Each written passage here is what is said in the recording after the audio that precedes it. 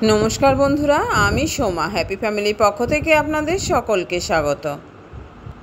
आशा करी सकलेई भालो आछेन सुस्थ आछेन आमराओ भालो आछि बंधुरा। और ताई तो प्रतिदिनेर मतो आज चले एसेछि आमी एकटा नतून रेसिपि निये। आज आमी आपनादेर संगे शेयार करब राधुनी फोड़ने आलू बेगुन दिए खलसे माछेर चच्चड़ी। এখন তো বর্ষাকাল বন্ধুরা, চারিদিকে সব জলে ভরে গেছে আর বাজারেও প্রচুর পরিমাণে ছোট মাছ পাওয়া যাচ্ছে। আর আজকে ছুটির দিনের বাজারের সঙ্গে অন্যান্য মাছের সঙ্গেও কিন্তু এই ছোট মাছ ছিল। এই মাছটাকে আমরা খলসে মাছ বলি। আর সবজির সাথে ছিল বেগুন। তাই আমি আজ রাঁধুনি ফোড়নে আলু বেগুন দিয়ে খলসে মাছের চচ্চড়ি বানালাম। এই যে বন্ধুরা, এই মাছগুলোকে আমি ভালো করে কেটে ধুয়ে নিয়েছি আর লবণ হলুদও মাখিয়ে রেখেছি। এখন আমি ওভেনে বসিয়ে দিয়েছি একটা কড়াই, আর কড়াইটাকে গরম করে নিয়ে আমি এর মধ্যে দিয়ে দিলাম পরিমাণ মতো সরষের তেল।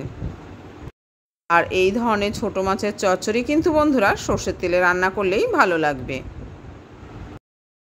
এখন তেলটাকে গরম করে নিয়ে আমি এই মাছগুলোকে ভেজে নেব।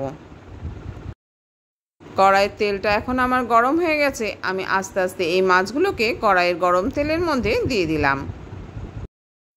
আমি কিন্তু লবণ হলুদ মাখানো সব কটা মাছই কড়াইতে দিয়ে দিয়েছি। এখন এই মাছগুলোকে আমি খুব ভালো করে ভেজে নেব। সারা বছর পুঁটি ও মোরলা মাছ পাওয়া গেলেও এই খলসে মাছগুলোকে কিন্তু সারা বছর পাওয়া যায় না। এই মাছগুলোকে এই বর্ষাকালেই দেখা মেলে। আমার কিন্তু মাছগুলো দুই পিঠ খুব ভালোভাবে ভাজা হয়ে গেছে। এগুলোকে আমি অন্য একটা পাত্রে তুলে নিলাম। আর কড়াইতে তেলের পরিমাণ কম থাকায় আমি আবার একটু তেল দিয়ে দিলাম। এখন এই তেলটাকেও একটু গরম করে নিলাম। এবার তেলটা গরম হয়ে গেছে। এখন আমি এর মধ্যে দিয়ে দিলাম হাফ চা চামচ মতো রাঁধুনি আর একটা চেরা শুকনো লঙ্কা। এই রকম ছোট মাছের তরকারিতে বন্ধুরা যদি রাঁধুনি ফোড়ন দিয়ে রান্না করা যায় সেটা কিন্তু খেতে অসাধারণ লাগে। আর এখন ফোড়নটা দিয়ে যখন সুন্দর গন্ধ বেরোচ্ছে তখন আমি এর মধ্যে দিয়ে দিলাম এই যে কয়েক কোয়া রসুনকে আমি থেতো করে নিয়েছি সেটাকে। আর বন্ধুরা, আমার নতুন পুরনো সকল বন্ধুদেরকে অনেক অনেক ভালোবাসা। আপনারা প্রতিদিনই আমার এই রান্নাগুলোকে দেখছেন আর সুন্দর সুন্দর কমেন্টও করছেন। আর সেই কারণে কিন্তু বন্ধুরা আমি নতুন নতুন ভিডিও বানানোর উৎসাহ পাচ্ছি। আর এই যে বন্ধুরা, এখানে কিন্তু আমি আলু আর বেগুনগুলোকে কেটে নিয়েছি। আর আলু বেগুনের সঙ্গে আমি এখানে কয়েকটা কাঁচা লঙ্কাও কেটে নিয়েছি। আর আলু বেগুনগুলো কেটে এখানে ধুয়ে রাখা আছে। আর এদিকে রসুনটা কিন্তু আমার ভাজা হয়ে গেছে। এখন আমি এই ধুয়ে রাখা আলু আর বেগুনটাকে দিয়ে দিলাম কড়াইতে। আলু আর বেগুনটাকে দিয়ে এবার আমি এটাকে ভালো করে নেড়েচেড়ে নিলাম। এখানে আমার আলুর তুলনায় বেগুনগুলো কিন্তু একটু ছোট ছোট করে কেটেছি, কেননা বেগুনে অনেক সময় পোকা থাকে, সেটা দেখতে গিয়েই বেগুনগুলো ছোট হয়ে গেল। আলু আর বেগুনের সঙ্গে এবার আমি দিয়ে দিলাম বেশ বড় সাইজের একটা পেঁয়াজ কুচি। আলু বেগুন ও পেঁয়াজ এখন সবগুলোকে একসঙ্গে ভালো করে নেড়েচেড়ে নিলাম। এখন আমি দিয়ে দিলাম পরিমাণ মতো লবণ ও হলুদ। এই যে বন্ধুরা, লবণ হলুদ দিয়ে দিয়েছি। এখন এটাকে আবারও আলু বেগুনের সাথে মিশিয়ে নিতে হবে। তাই একটু সময় খুব ভালো করে নেড়েচেড়ে আমি আলু আর বেগুনটাকে লবণ হলুদের সঙ্গে মিশিয়ে নিলাম। আর একটা ঢাকাও চাপা দিয়ে দিলাম। মাঝখানে দুবার ঢাকাটা খুলে আমি আলু আর বেগুনটাকে কিন্তু নেড়েচেড়ে দিয়েছি।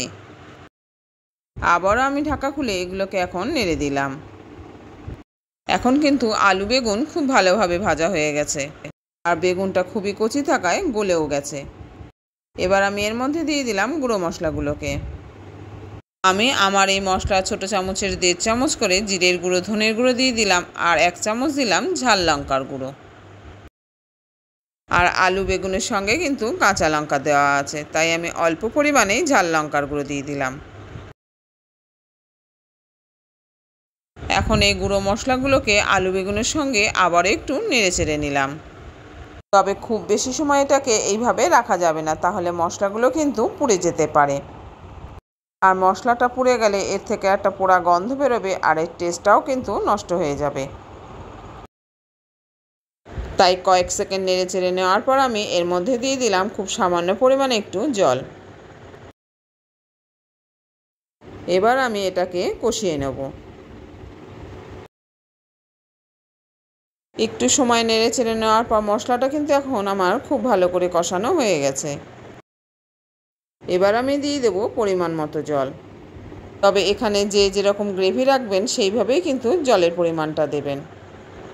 আমি এটাকে খুব শুকনোও করব না, আবার একেবারে ঝোলও করব না, একটু গা মাখা মাখা রাখবো। তাই আমি দিয়ে দিলাম এখানে পরিমাণ মতো উষ্ণ গরম জল। পরিমাণ মতো জল দিয়ে একটু নেড়ে চেড়ে নিয়ে এখন আমি কড়াইটাকে ঢেকে দিলাম। এটাকে আমি এখন 5 থেকে 7 মিনিট ভালো করে ফুটিয়ে নেব। ঠিক 5-7 মিনিট পর আমি কড়াইটাকে খুলে নিলাম। আবার এই সবজিগুলোকে একটু নেড়ে চেড়ে নিয়ে এর লবণের পরিমাণটা একটু চেক করে নিয়ে এখন আমি দিয়ে দেবো ভেজে রাখা মাছগুলোকে। এই যে বন্ধুরা, ভেজে রাখা মাছগুলোকে এখন আমি ঝোলের মধ্যে দিয়ে দিলাম। আর মাছগুলো দেওয়ার পর আবারও একটু নেড়ে চেড়ে নিয়ে এখন আমি কড়াইটাকে আবারও ঢেকে দেবো। এই যে বন্ধুরা, কড়াইটাকে কিন্তু আমি আবারও ঢেকে দিলাম। এবার আবারও আমি 5-7 মিনিট এটাকে ফুটিয়ে নেব। ঠিক 5 থেকে 7 মিনিট পর আমি কড়াইয়ের ঢাকাটাকে আবারও খুলে নিলাম। এখন কিন্তু রান্নাটা আমাদের হয়ে গেছে। এবার আমি গ্যাস ওভেনটাকে অফ করে দেব আর এটাকে 2 মিনিটের জন্য আবারও আমি রেস্টে রেখে দেবো। তাহলে বন্ধুরা, আজকের রেসিপিটা কীরকম লাগলো জানাতে কিন্তু ভুলবেন না। ভালো লেগে থাকলে লাইক, কমেন্ট ও শেয়ার করবেন। আর চ্যানেলে নতুন বন্ধু এসে থাকলে চ্যানেলটিকে সাবস্ক্রাইব করে অবশ্যই আমার পাশে থাকবেন। আর এই যে বন্ধুরা, আমি কিন্তু এখন এখানে 2 চামচ কাঁচা সর্ষের তেল দিয়ে দিলাম। আর এই কাঁচা সর্ষের তেল দেওয়ার জন্য এই রেসিপির টেস্টটা কিন্তু অনেকটাই বেড়ে যাবে। আর এই তেলটা দেওয়ার পর কড়াইটাকে কিন্তু এখন 2 মিনিট ঢেকে রাখতে হবে। আজ তবে চলি বন্ধু, দেখা হচ্ছে পরের ভিডিওতে অন্য কোনো রেসিপি নিয়ে।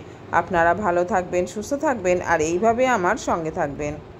আর আপনাদের জন্য রইল অনেক অনেক ভালোবাসা ও শুভকামনা। ফিরে আসছি পরের ভিডিওতে।